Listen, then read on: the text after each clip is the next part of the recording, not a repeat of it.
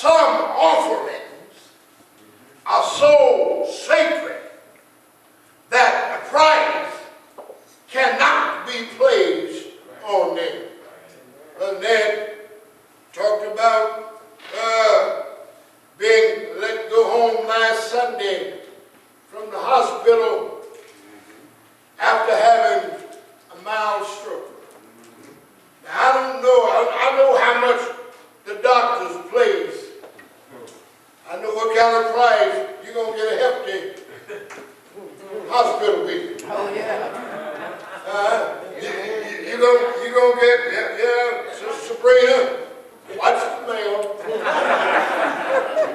Because if the doctor stuck his head in the door and say, how you doing in there? You're going to pay for that. Oh, yeah. But how can you place a price on what God, and He understands? He knows who it was that delivered him. How can you place a price on what God has done? Judas not only knew that his betrayal of the master was near, he knew that. So he put on the mask of charity. A lot of folk come to church trying to pretend that they really have love in their heart. He simulated an anger that such precious perfume ought not to be wasted.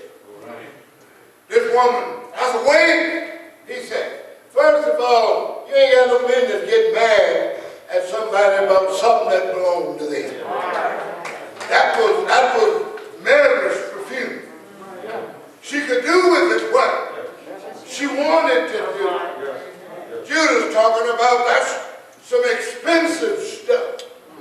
It's a way could have sold that, and it could have been given to the poor.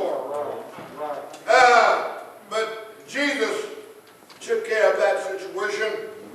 Jesus spoke up. Aren't you glad the Lord speaks up sometimes? He speaks up where you don't have to. The Lord said, you know what? The poor you'll have with you always.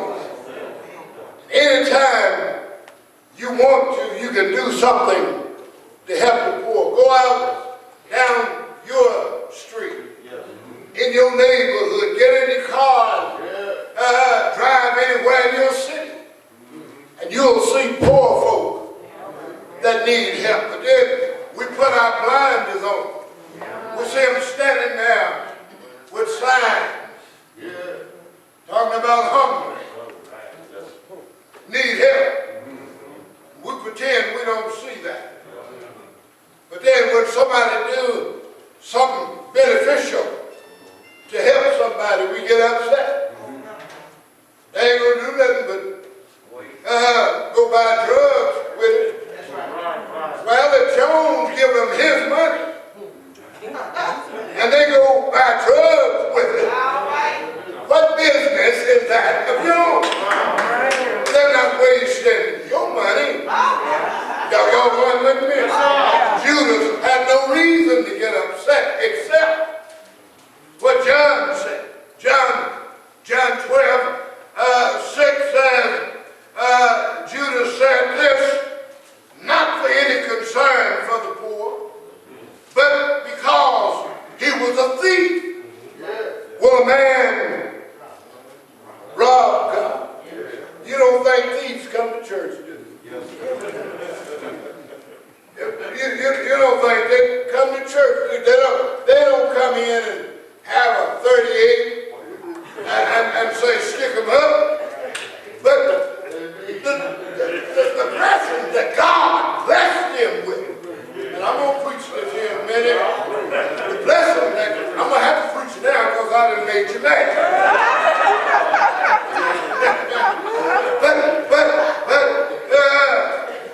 We come to church and God has been good to you.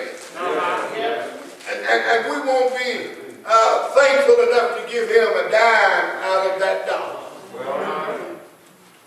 That's robbing God. Amen. But John said Judas was concerned about whatever was going into the treasure. You do know he was the treasurer. And he kept the offering. And so whatever, there's record to believe that whatever was in the account was dwindling. And it wasn't dwindling because he was helping the poor. It was dwindling because he was helping himself. Y'all gonna pray with me? Well, and so whatever was put in the offering, the record indicates that he usually took most of it for himself. What a country. Between the money box of Judas and the alabaster box of Mary. Mary used her alabaster box, which was costly, for the sake of Christ. Judas used the money box, which did not belong to him, to help himself. Well, it's kind of doubtful when you think about it. If Judas would have had that 200 pieces that he says that ointment could have been sold for. You do know that if he would have no way to really know but by his past action. If he had that in the treasure, it's likely that he wouldn't have used any of it to help the poor. But Mary knew that Jesus was getting ready to go to his grave. Yes, sir. And there would be no other chance to anoint his body. Well. But there would also be other chances to serve the poor. Anytime you want to do something to help the poor, you can do it. And y'all stop talking about, I didn't pay my tithes because I used my tithes to help a family in need. Try that with the IRS. Don't pay your taxes. And tell Uncle Sam, no, I didn't pay the taxes. Because there was a family that got burned out. And I used that to help them. Yeah, Mary knew that she wouldn't have any other chance to anoint Jesus' body. So she did what she could while she could. Anybody here know that whatever you're going to do for the master, you ought to do it while you can. Come on, Ricky. I need your help now. Jesus defended Mary. Aren't you glad, no matter what folk say about you, and they may talk about you and call you everything but a child of God. But Jesus defended her. Jesus said, y'all, let her alone. Martha, you go ahead and wash those pots and pans. But you let her alone. For she had done a good deed. She's anointed anointed my body for the burial. You're going to have poor folk around you everywhere you go. And anytime you want to, you can help the poor. But what you ought to do is to promote this God. Everywhere you go, you ought to let it be known what Mary did. She gave all she had, anointed my body. I'm closing here, but how many know that Judas rejected the last appeal? But the Lord said, Judas, since you're concerned about the poor, since you're worried about the poor, why don't you go out and get some goods to help the poor? The Bible said that Judas did go out and that it was night, but instead of going out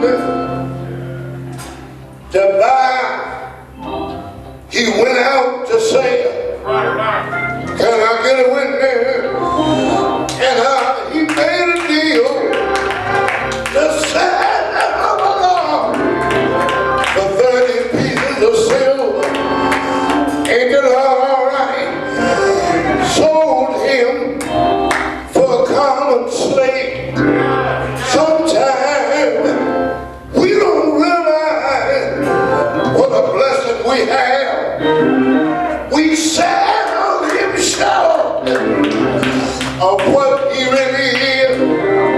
Oh yeah, he sold him for 30 pieces of silver, told the crowd and told the soldier, I'll lead you to him, I'll show you where he is. I know where he is right now. He's down there in the garden of prayer.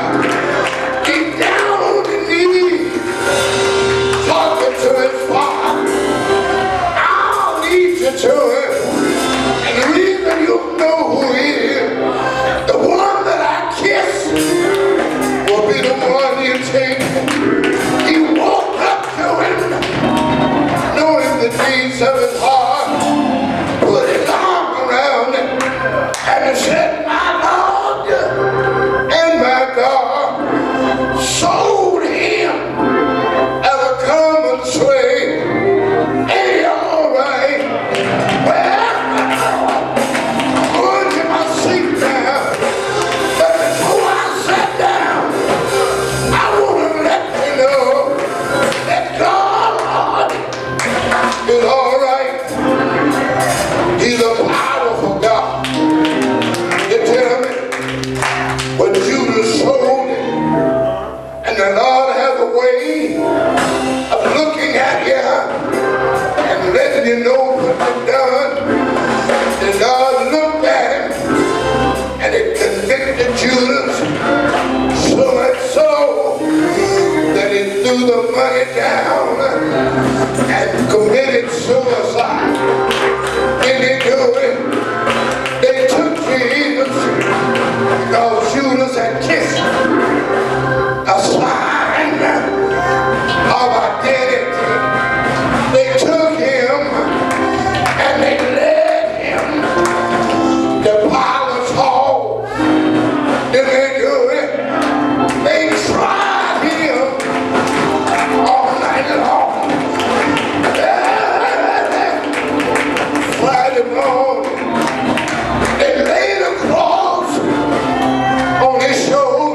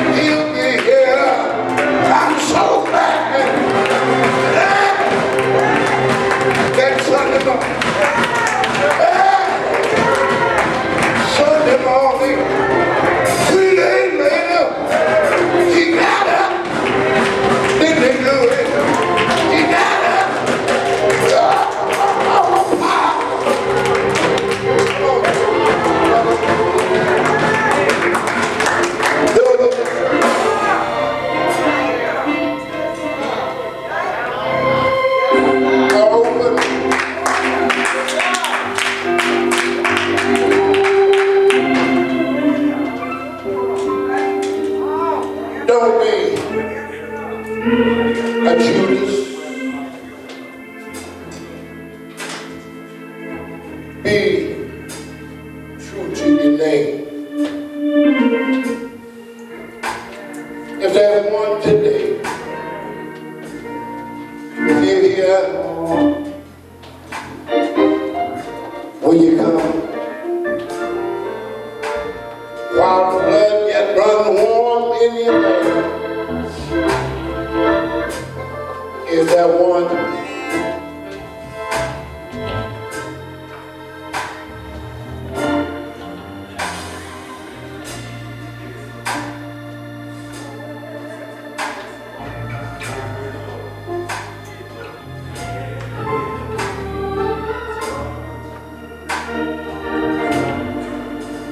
Yes, anybody here know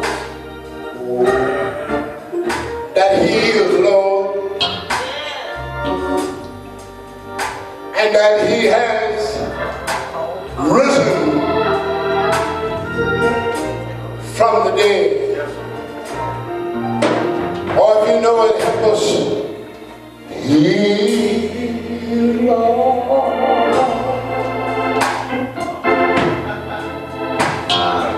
He is Lord.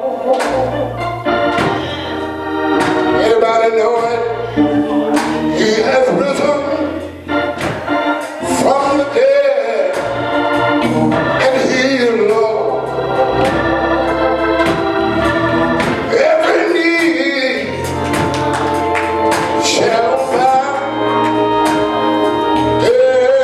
every tongue confess that Jesus Christ is Lord. He is Lord. Yeah, yeah, yeah.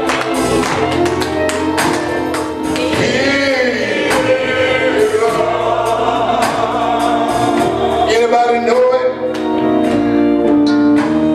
He is risen from the dead, and He is Lord.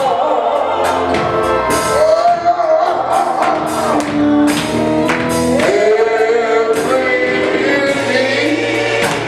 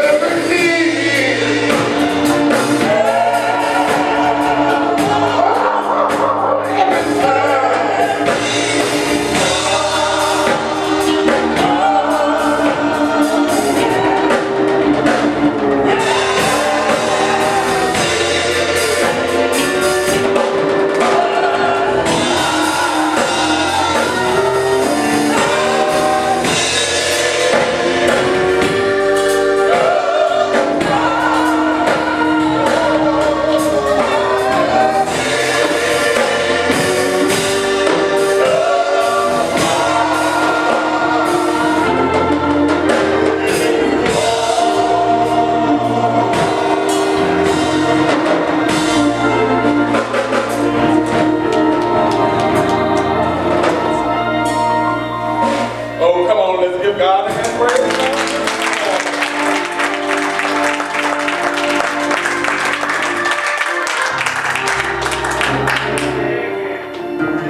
I guess the question remains, Yes, sir.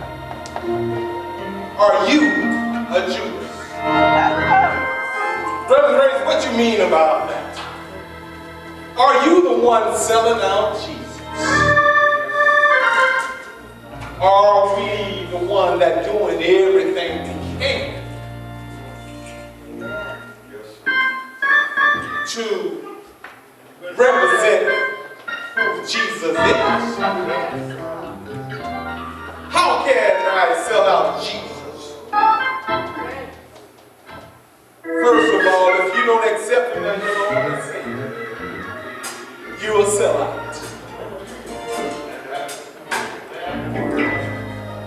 If you haven't acknowledged that he is the Lord of your life, you will sell out. If you haven't come to the understanding that he is Lord, you are a servant. So let us not leave here today without doubt, knowing that